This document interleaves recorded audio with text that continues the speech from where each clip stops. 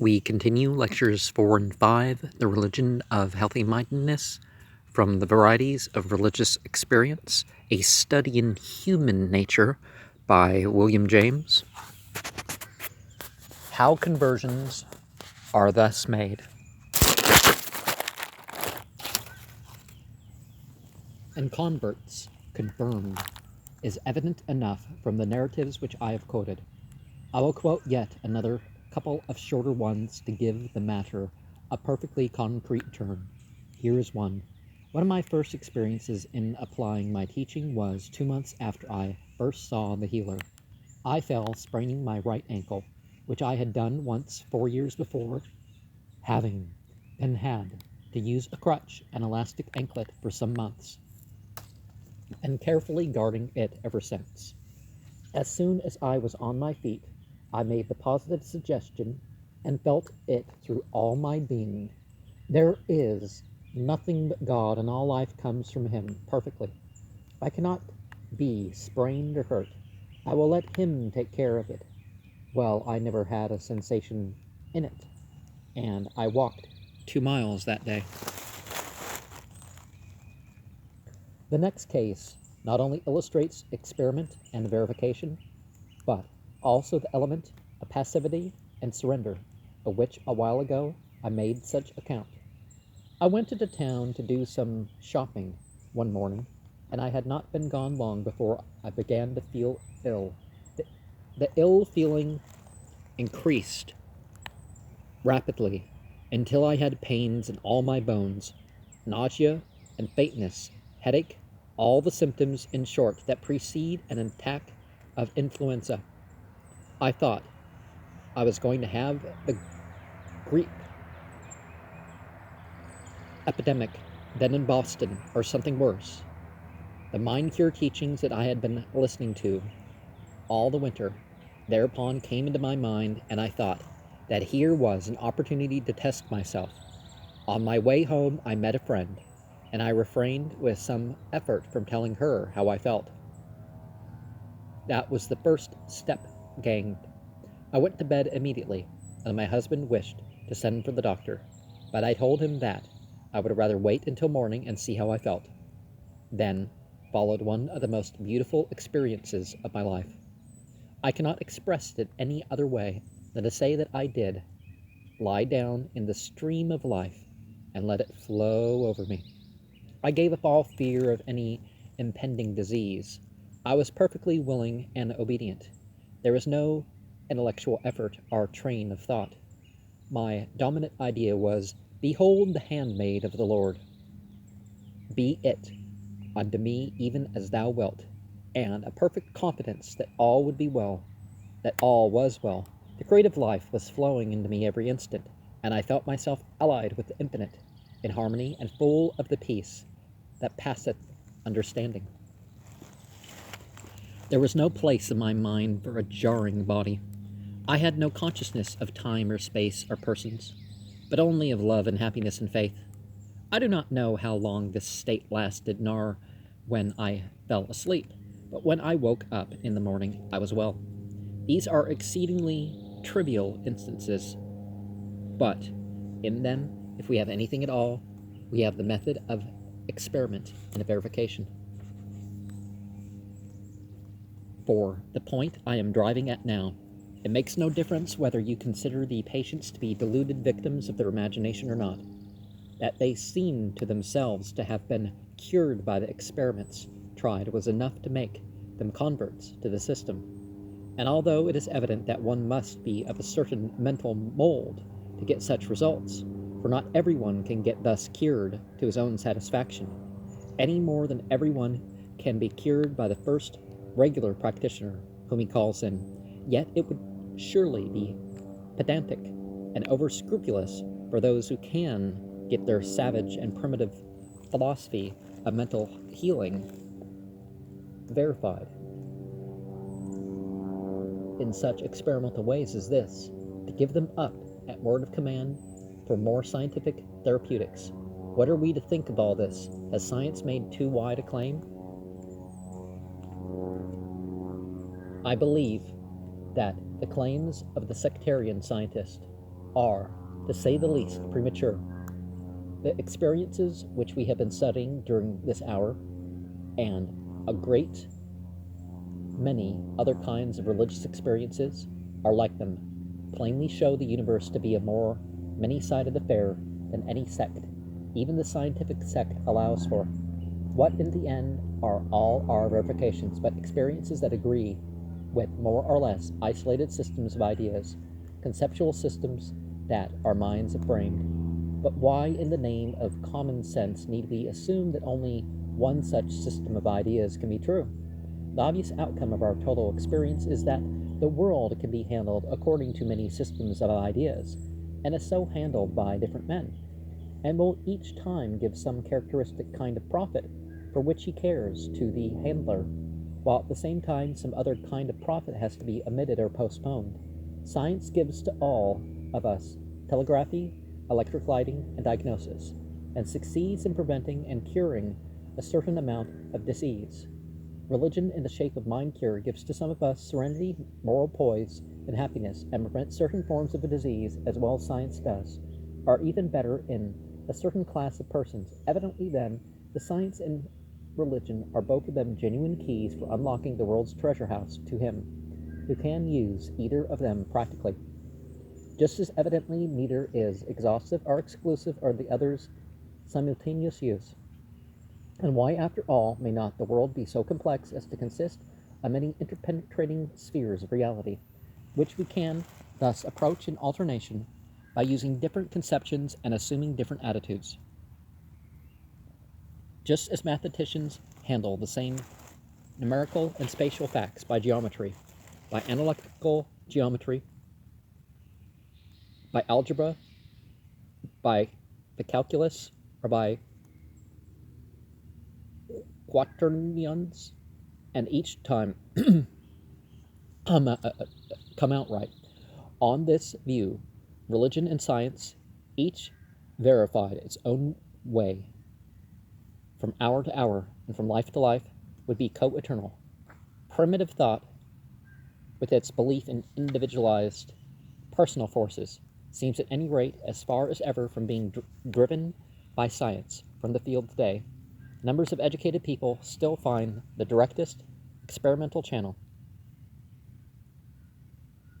by which to carry their intercourse with reality. Whether the various spheres or systems are ever to fuse integrally into one absolute conception, as most philosophers assume that they must, and how, if so, that conception may be best reached, are questions that only the future can answer. What is certain now is the fact of lines of disparate conception, each corresponding to some part of the world's truth, each verified in some degree, each leaving out some part of real experience. The case of mind cure lay so ready to my hand that I could not resist the temptation of using it to bring these last truths home to your attention, but I must content myself today with this very brief indication. In a latter lecture at the relations of religion, both to science and to the primitive thought, will have to receive much more explicit attention. And see the appendix to this lecture for two other cases furnished by my friends. Case 1. My own experience is this. I had long been ill, and one of the first results of my illness a dozen years before had been a diplopia, which deprived me of the use of my eyes for reading and writing almost entirely, while a latter one had to be been shut. One had been to shut me out from exercise of any kind under penalty of immediate and great exhaustion. I had been under the care of doctors of the highest standing both in Europe and America, men whose power to help me I had a great faith in, with no or ill result. Then, at a time when I seemed to be rather rapidly losing ground, I heard some things that gave me interest enough in mental healing to make me try it. I had no great hope of getting any good from it. It was a chance I tried, partly because my thought was interested by the new possibility it seemed to open, Partly because it was the only chance I then could see, I went to X in Boston, from whom some friends of mine had got, or thought they had got, great help. The treatment was a silent one. Little was said, and that little carried no conviction to my mind. Whatever influence was exerted was that of another person's thought or feeling, silently projected onto my own unconscious mind, into my nervous system, as it were, as we sat still together. I believed from the start in the possibility of such action, for I knew the power of the mind to shape, helping or hindering, the body's nerve activities, and I thought telepathy probable, although unproved, that I had no belief in it as more than a possibility, and no strong conviction nor any mystic or religious faith connected with my thought of it that might have brought imagination strongly into play. I sat quietly with the healer for half an hour each day, at first with no result.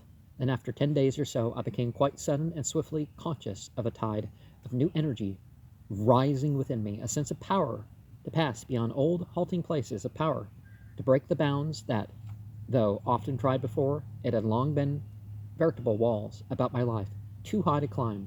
I began to read and walk as I had not done for years, and the change was sudden, marked and unmistakable. This tide seemed to mount for some weeks, 3 or 4 perhaps. When summer having come, I came away, taking the treatment up again a few months later. The lift I got proved permanent, and left me slowly gaining ground instead of losing it. But with this lift, the influence seemed in a way to have spent itself, and though my confidence in the reality of the power had gained immensely from this first experience, and should have helped me to make further gain in health and strength if my belief in it had been the potent factor there, I never after this got any result at all as striking or as clearly marked as this which came when I made trial of it first. With little faith and doubtful expectation, it is difficult to put all the evidence in such matter into words, to gather up into a distinct statement all that one bases one's conclusions on. But I have always felt that I had abundant evidence to justify, to myself at least, the conclusion that I came to then, and since have held to, that the physical change which came at that time was, first, the result of a change wrought within me by a change of mental state, and secondly, that that change of mental state was not, save in a very secondary way, brought about through the influence of an excited imagination, or a consciously received suggestion of a hypnotic sort. Lastly, I believe that this change was the result of my receiving, telepathically, and upon a mental stratum quite below the level of immediate consciousness, a healthier and more energetic attitude, receiving it from another person whose thought was directed upon me with the intention of impressing the idea of this attitude upon me. In my case, the disease was distinctly what would be classed as nervous, not organic, but from such opportunities as I have had of observing, I had come to the conclusion that the dividing line that has been drawn is an arbitrary one, the nerves controlling the internal activities and the nutrition of the body throughout. And I believe that the central nervous system, by starting and inhibiting local centers, can exercise a vast influence upon disease of any kind, if it can be brought to bear. In my judgment, the question is simply how to bring it to bear, and I think that the uncertainty and remarkable differences in the results obtained through mental healing do but show how ignorant we are as yet of the forces at work and of the means we should take to make them effective. That these results are not due to chance coincidences, my observation of myself and others makes me sure. That the conscious mind and the imagination enters into them as a factor in many cases is doubtless true, but in many others, and sometimes very extraordinary ones, it hardly seems to enter in at all. On the whole, I am inclined to think that as the healing action, like the morbid one, springs from the plane of the normally unconscious mind, so the strongest and most effective impressions are those which it receives, in some as yet unknown, subtle way, directly from a healthier mind whose state, through a hidden law of sympathy, it reproduces.